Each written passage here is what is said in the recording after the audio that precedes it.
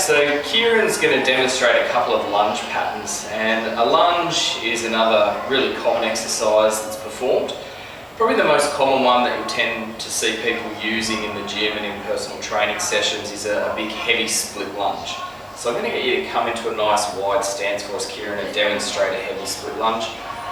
So in this position, it's inherently quite stable. We've got a fair bit of weight on the front and the back foot. And it's not a bad movement pattern per se, but what this movement tends to do is tends to allow us to really load a couple of the big muscle groups in the leg quite heavily. Probably one of the limitations of this sort of a movement pattern though is that it's not a massively functional way of moving, and it doesn't really replicate the way that we tend to load and move on the leg throughout the day with normal day-to-day movements. One of the other things that this one tends to do, while it does increase the focus on some of the bigger muscle groups like your glute max, your hamstrings and your quadriceps, because it's an inherently stable position, we're not really tapping into some of those deeper hip stabilizers, some of the smaller, deeper muscles around the hip that tend to play quite an important role in stability of the hip when we're in something that replicates a little bit more like a single leg stance. So I'm going to get you to come back up, Kieran. So we're going to shorten that stance up just a little bit. And this time what Kieran's going to demonstrate is more of a physio lunge or a front lunge. And in this movement pattern, it's similar to the previous one, but what we're going to do is keep a lot more of that load over the front of the leg. Much the same as the squat that we demonstrated in the previous video. One of the really important things that we want to do with this is we want to initiate that movement by bowing forward from the hips and sticking the butt back. And if you just hold there, Kieran, and you can see in this position that essentially that's exactly the same pattern of movement as what we've used in the squat. We've just got the back leg back and more of the weight over the front leg this time, pushing and coming back up. So if I just get you to come up and down in that position.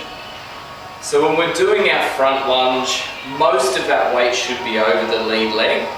Because we've got an uneven balance of forces on the front and the back leg, there's a little bit more of a stability challenge. So we're bringing in some of those deeper hip stabilizers.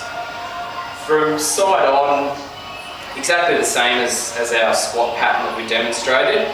Really important that we don't allow that knee to come any further forward than the top of the toes, but we are going to let that come up towards the top of the toes, keeping the weight on the front foot. Through the spine, as you come up and down, we're just making sure that we are able to maintain a nice neutral position of the spine and that we're not dropping into particularly a posterior pelvic tilt or excessively anteriorly tilting the pelvis and overusing these big long muscles in the back. Hold there for me, Kieran.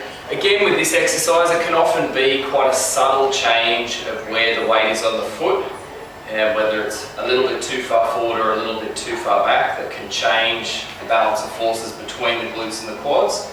And in order for the back, the hip and the knee to be protected, we want a good balance of forces between the quads and the glutes. Too far onto the toes, and it's going to be all in the quads. Too far back onto the heel, and we're overloading and overusing the glutes. I'll get you to spin around facing this way. From front on, one of the most common errors that we'll see with this sort of a front lunge is poor control of the knee. So as Kieran comes down into range, we're making sure that that kneecap is tracking straight forward and staying over the top of about the second toe, and making sure particularly that we're not allowing that knee to roll in, pushing through the heel and coming back up. So all of that control preventing the knee from rolling in is coming back here from the hip and from the glutes, from our external rotators at the hip, as you come up and down.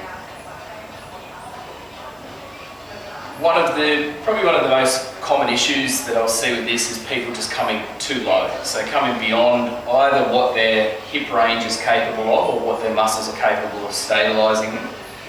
And as a result, either the knee tending to roll in, or alternatively, their hip tending to really drop down as they come down into range. So really important as you're coming up and down in this movement pattern that we're keeping everything nice and square from front on, keeping the shoulders over the hips, maintaining a nice level pelvis, And if we draw a line from our hip to our foot, we want that knee to basically be right in the middle of that line, ensuring that we're not allowing the hip to internally rotate.